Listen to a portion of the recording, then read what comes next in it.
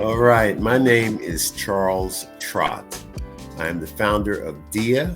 D.I.A is Diasporic Images of Africa. What we do is show Africa's connection to countries and cultures around the world. We do it through the various history months. Right now, of course, we're in February, which is Black History. March will be Women's History. May, Asian Pacific Islander History. June, Black Music Month. September and October, Latino History. And November, Native or Indigenous History. And tonight, we are blessed to have TyKesha, who is one of our visual artists. And she's going to talk a little bit about her work. TyKesha, would you tell them a little bit about yourself and your work? My name is TyKesha Akambe. I go by the stroke name The Artist. And so I've been doing art since I was a little girl. But some people say knee high to a grasshopper or something like that. So I've always loved to do art. I love color. I love like just self-expression and being able to tell stories through my work. And so that's what I aim to do, and that's what I will continue to do. Connecting the community, not just my community, but intermingling with other communities and seeing the similarities. And so, yeah, that's me. Why or how does your work showcase and tell the story of the African diaspora, other than I look at some of your portraits and, they look like Black people to me, but I'd like you to explain it. Okay, sure. So one of my favorite quotes is by Kwame Nkrumah, and he says, I may not have been born in Africa, but Africa was born in me, or something like that. And I take that to heart because, like, even though I was not born in the continent of Africa or a Kiboland, I know that I'm Black. You look at me, you can tell I'm a Black woman, So I don't question who I am, even when other people have or still do sometimes. I don't have to question myself. And so for me, I represent the diaspora. And so I like to reflect that in my work. Being able to tell the stories of how you can have someone who is Maori, or someone who is from Kenya and Ghana and Nigeria. And even though they're from all these different countries in the continent, somehow, some way, they still connect to each other. The stories still have a history. And unfortunately, part of that is due to like the transatlantic slave trade. And so we kind of commingle, and that's how some of us are here today. And so I like to put those stories together to say, hey, we may not be from the same exact place, but we're still one person, one unity. When I say one person, we share one blood, even though different blood types, so we're still the same. Right. Great. I often tell people, although I do come from an African perspective, that all of humanity is or are African descendants. That's not me talking. That's the scientific community that says that. So this race thing is one of the biggest boogaboos and fallacies there ever has been. So at any rate, everyone can relate to art. Yeah. Right. And bottom line is we're all human. So forget about the colors, because when you look at flowers, they're all different too, but they're still flowers. So we are similar. Why did you choose the medium of painting, or do you use other mediums as well? I do other mediums. I do some mixed media work by incorporating some clay and stuff into some of my paintings. I don't have any of those ones on display here right now, but that's something that I do. My husband is into textile, so I also incorporate some beading and things into my work. But I mostly work with acrylics, and so yeah, I choose to use acrylics because to me they're like me, they're versatile, right? Okay. You can dilute them and make them more like water paint. Right. You can add other mediums to them and make them a little thicker. Some more things to slow down the drying time to make them more like oil paints. And so I Mhm. that's why I do love acrylics and I like to work with them. So um, that's why I choose it. Right, right, right. Okay. When you were talking about how your work relates to the African diaspora, um, what specifically, what is one of the many messages that you are trying to portray based on the African diaspora? That no matter how different we may appear to be, Mm-hmm. there's still so much interconnectedness in us. For example, this is one of my pieces here. It's called this piece right here. It's called oh goodness, one woman or woman united. And so there's aspects of her from the Mori. There's the Fulani aspects of her, and then there's the beading, like those from Cote d'Ivoire and other places. So I looked at all of those different places, and they all use such beautiful colors, such beautiful fabrics, and they have such Right, similar stories. Although mm, this tribe may have never ever mingled with this tribe, somehow they still right, seem to have so many similarities, and I like to showcase that no matter where you are, you can still find a piece of yourself back home. right, right. Okay, all right. And I think many of us here in the United States, in particular, need to see as well as hear this.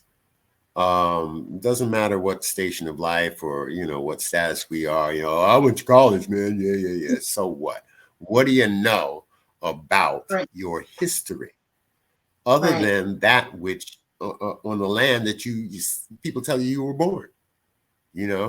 What do you yes, know before that? Because that's all a part of you. And I don't know. I think a lot of people don't think about it. mhm, Or if they do, they don't spend enough time thinking about it and looking back to understand better who they are, because that history helps to define you. You are not your ancestors, but a lot of your ancestors' traits and things are in you, and it come mhm, out of you. yeah. But enough of that. You're the one that we need to talk to, not me. How long have you been painting?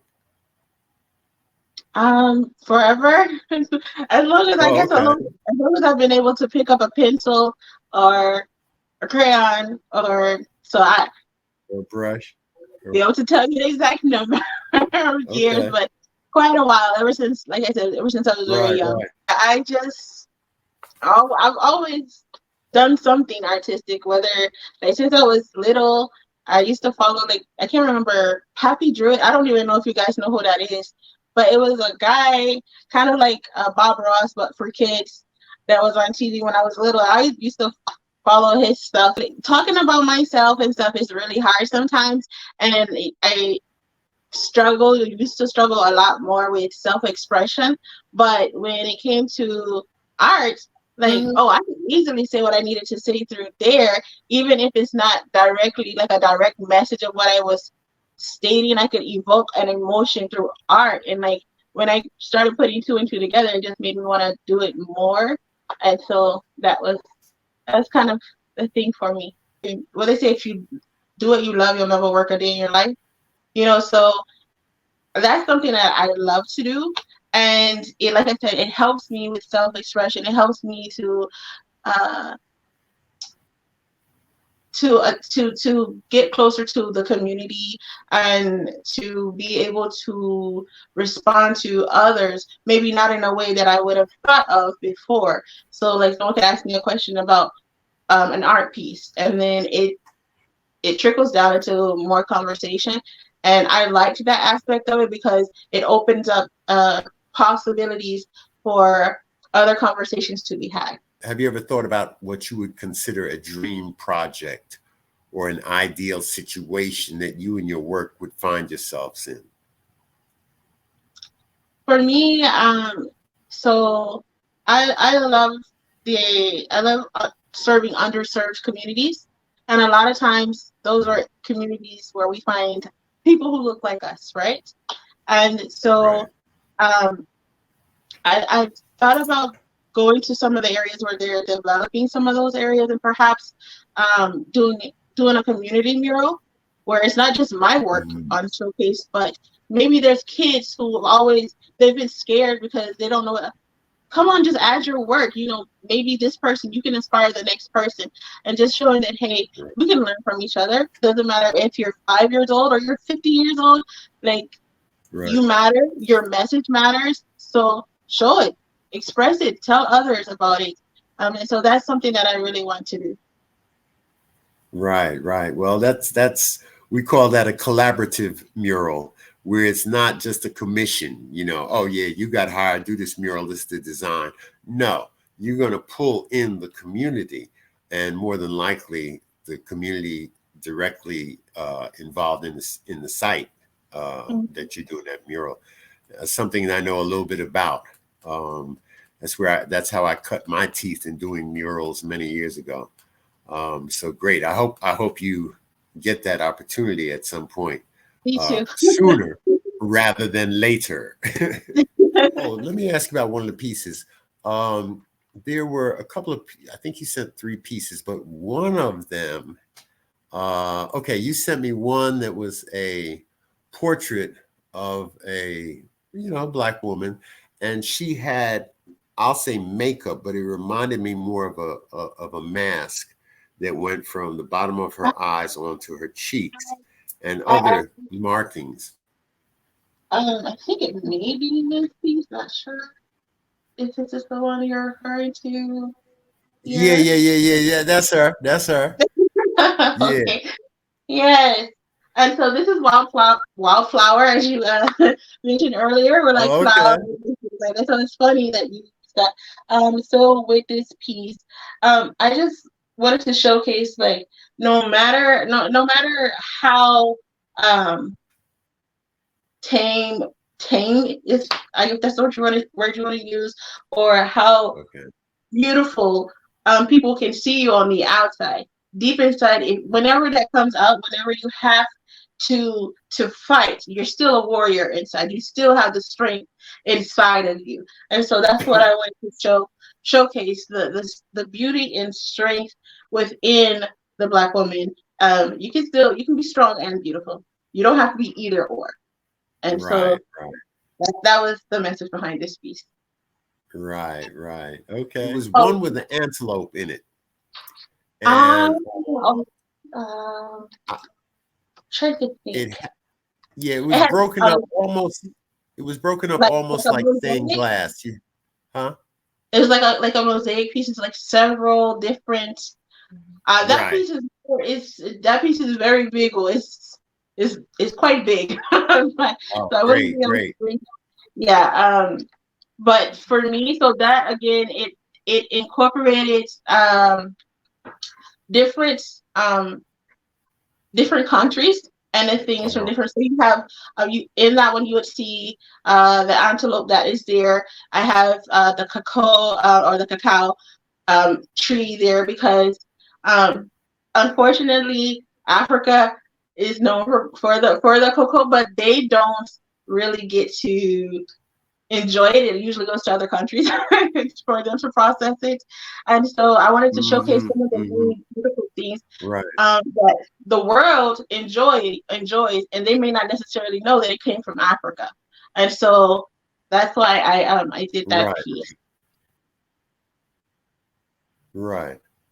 Okay. Yeah. But I was looking at the antelope and I was wondering, I said, I always admired those type of animals, deers and such. But when I looked that one up, it's a particular type of animal, antelope rather, called a kudu Mm-hmm.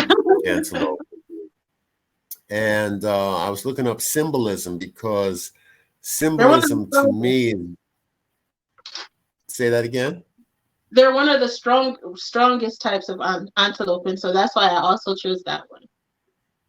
Oh, okay. All right. All right. Yeah. That I didn't read that part, but they said that the symbolism had to do with spirituality and freedom. Mm-hmm. And I was saying, oh, great, great. But is there anything else you'd like to tell us about your work or you? They're pretty much the same, but you're not just your work, you're more than your work. um just that, like I said, I continue to pull from the culture, be it on the continent or here. I do look back at some of the greats like Ernie Burns, and even some artists back on the continent. There's a really great Ghanaian artist. His name is Lukman Boateng, and he's so good. So I just love their work. I love how they use color and then the exaggerated features of the people with there. It's done tastefully, not in a the newspaper blackface type way, but more tasteful, telling a story, the movement and things like that. So if I can tell stories like that and make people feel how I feel when I look at their work, then that's what I want to do. Right. All right. Well, that's great. That's great. What advice would you give, being, knowing what you know now for your X amount of years here on the planet and becoming a visual artist and going through the rest of your life experiences? What advice would you give a young aspiring artist, or you would give your younger self if you could talk to your younger self? Don't be afraid. Don't be afraid to mess up. Everything that you do will lead you to a path of greatness. So let's say you messed up. You feel you messed up this painting. Someone, an onlooker may not know that. You do, and so you may criticize yourself a little too harshly. Right. I would say give yourself a little bit more grace.